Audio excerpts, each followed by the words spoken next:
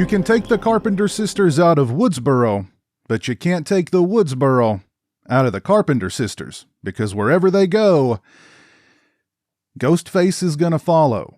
In the case of Scream 6, it's New York City. New York City! That's right, the core 4 survivors from Scream 5 have relocated. But a new location won't prevent them and a fresh assortment of friends/goners/suspects from being stalked by Ghostface. Now, I've made my thoughts on the Scream sequels public many times over, so I won't go into them in detail here, other than to say that all of the Scream sequels, in my opinion, are the kinds of slasher movies that the original Scream poked fun at. In other words, tired, predictable, copy and paste. When I first heard that the Radio Silence Collective were behind Scream 5, I had hope. Upon seeing the movie for the first time, I liked it, with some caveats. The final act being the biggest one. But both subsequent times I've watched Scream 5, my thoughts on the film have declined significantly.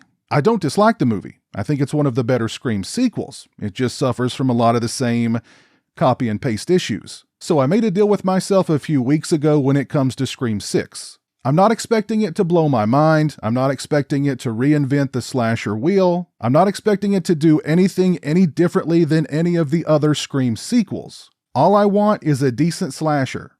Period. Just give me a decent slasher and I'll be happy.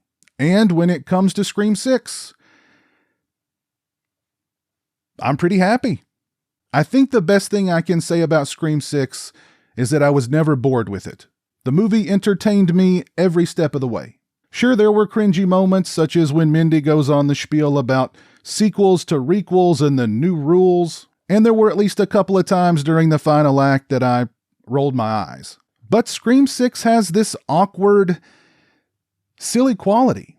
I'm not sure if it was entirely intended by the filmmakers, but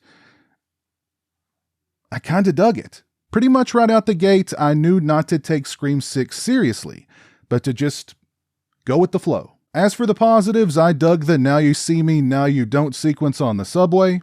The trailer didn't entirely ruin that sequence, I'm happy to say. Also, the attack on Gale Weathers was really well done. Both sequences had ample amounts of suspense and tension, particularly when it comes to Gale's fate. The Ghostface action overall was pretty good. The scene in the little grocery store where Sam and Tara are being stalked by a shotgun-toting Ghostface was cool. And I gotta give Ghosty props. He's definitely been working on his coordination. And instead of tripping over his own feet, he seemed pretty fleet of foot here, increasing his threat level significantly. The cast all delivered pretty strong performances, and I really appreciated the fact that they allowed Sam and Tara to shine here.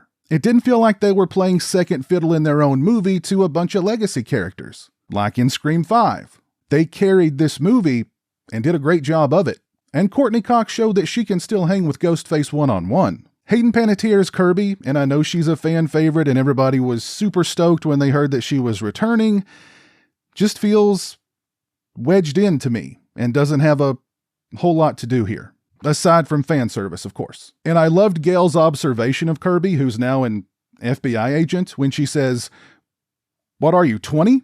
Do the feds hire that young?" I know it's supposed to be a, she's a suspect kind of moment, but it just highlights the ridiculousness of Kirby's return. And I got a good chuckle out of it. Dermot Mulrooney's performance as Detective Bailey was interesting. It's kind of like he was going for this weathered, fatherly, old Wilford Brimley kind of cop, but I don't know. I liked him anyway. But I think my favorite character in the film overall is cute guy across the alley who constantly has one eyebrow raised throughout the whole movie, as if he can really smell what The Rock is cooking. I do think Scream 6 tips its hand too early, but so did Scream 5. Anyway, a character says something very early on in the film, and I immediately went, yep, they're in on it. And even though the movie tries to swerve you, they're still in on it. Also, the opening kill swerve, I thought was kind of meh. I will give Scream 6 huge props for not making the final act a death march, thanks to the overly verbose, never-ending, coma-inducing killer reveal and motive dump. Sure, we get the standard killer reveal and motive dump that we have gotten in every other Scream movie here. However, it seemed far more brief and far less painful this time around. And the meta aspects, despite Mandy's whole sequel spiel thing, were nicely underplayed. However, saying that the Candyman remake is just as good as the original Candyman? Try again. Overall, I had a good time with Scream 6. It doesn't do anything that we haven't seen done before. It doesn't subvert expectations. It doesn't reinvent the genre the same way the original film did. And it doesn't redefine what a Scream sequel is, does, or can do. However, what Scream 6 did do was entertain me. And that was good enough.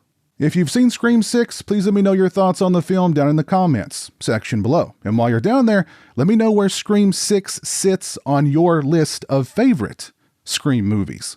And please be mindful of spoilers. Not everybody has been able to get out and see the movie just yet, so that would be nice. If you like this video, please leave it a thumbs up and share it on social media. If you're not following me on social media, those links are in the description. As always, thank you so much for watching. I really appreciate it.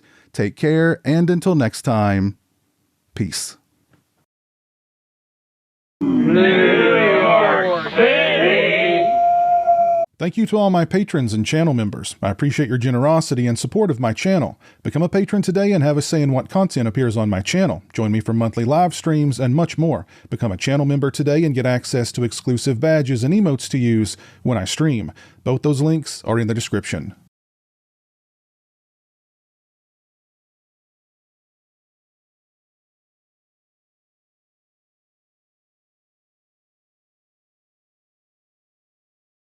Say hello to the internet, Jeremy. Hello to the internet.